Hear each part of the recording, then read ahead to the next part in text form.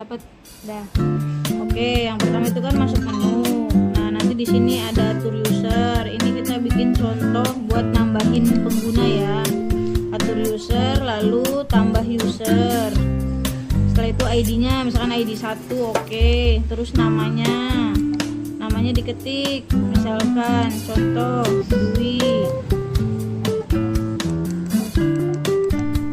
Contoh namanya Dwi. Terus di sini hak aksesnya sebagai apa? User biasa atau admin. Jika misalkan sebagai super admin, itu nanti dia kalau mau masuk menu harus pakai jarinya si super admin.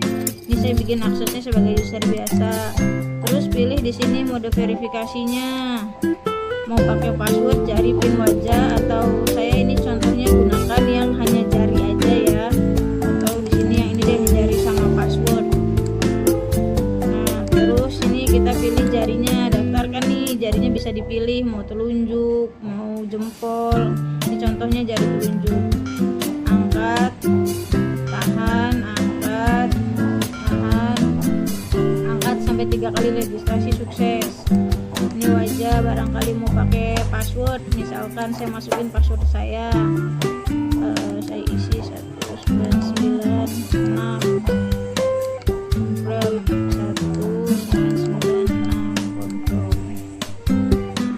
ini sudah. Kalau ada foto, mau foto ya silahkan. Kalau udah selesai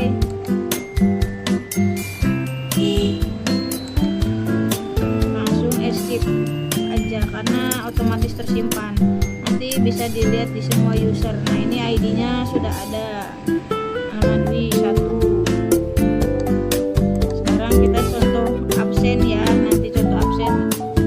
Nah, kalau itu di mesinnya nih, pastikan dulu mesinnya terkoneksi jaringan, IP-nya itu kelasnya 1.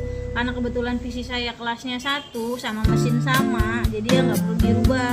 Tapi kalau misalkan di PC-nya mesinnya 1000 atau 100 apa 200 kelasnya, nah nanti di mesin absennya dirubah aja kelasnya, ngikutin DHCP-nya si PC. Ini kan 100, terus koneksikan.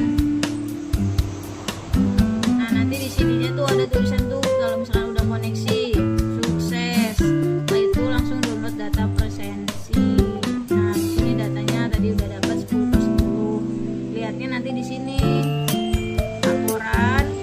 Ini namanya contohnya tadi kita ambil di ID 1 ya, Rasmita. Nah, untuk tanggal yang mau diambilnya, misalkan tadi contohnya saya udah coba absen di bulan November tanggal 1 sampai dengan bulan November lagi, tapi cuma sampai di tanggal 5. Ini kita bikin di tanggal 10 ya, contohnya dari mesin kalkulasi. Nah, selesai nanti di data transaksi ada nih kayak gini, atau mau lihat di laporan juga bisa.